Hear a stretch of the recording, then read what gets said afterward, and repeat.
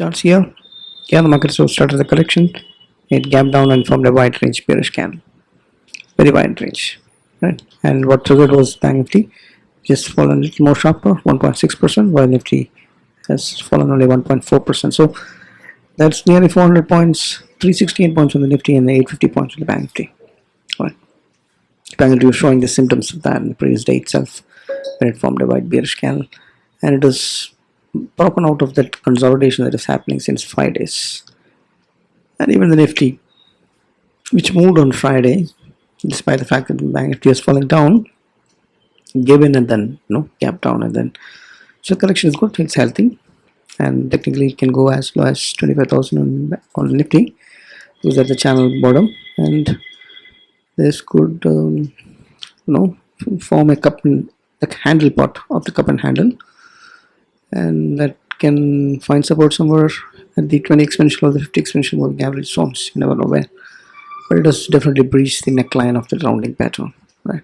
So market correction overall some 2% on Nifty, and Bank Nifty its correction is a little more deeper to 3%. The correction may extend, and we never know. And as long as the correction happens in interim, the better it is. But the corrections have not been too much when the market has shot up too fast, too much. That's what has happened.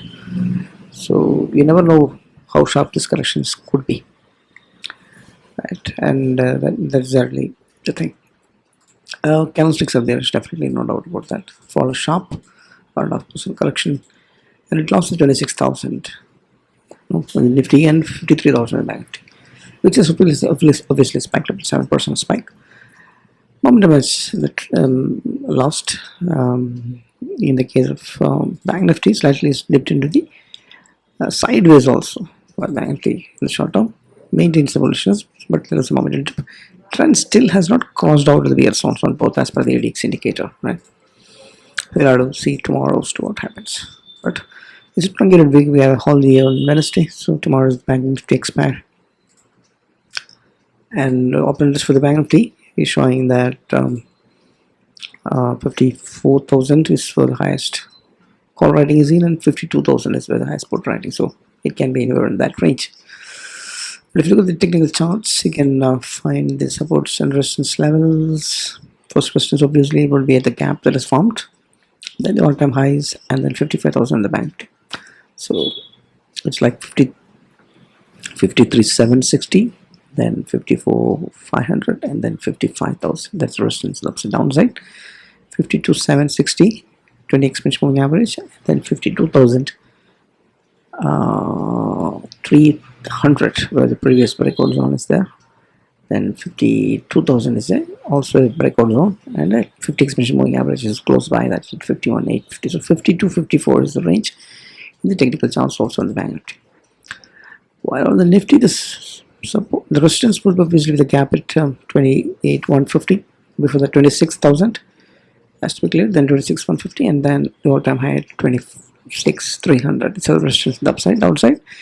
25,565 is 20 exponential moving average that can give in some support. It also comes very close to the breakout zone at 25,450. So that's also a support. That is because it can go to the 25,000.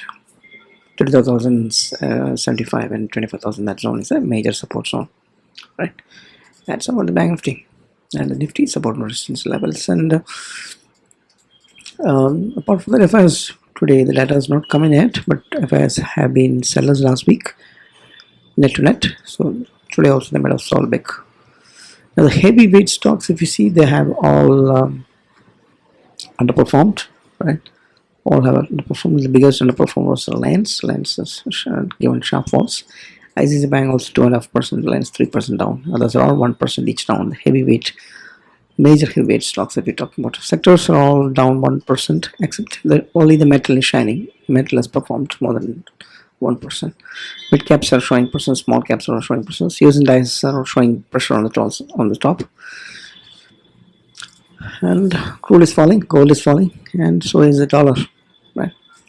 Public use not that great. There is some bad news on the Middle East crisis that's going on.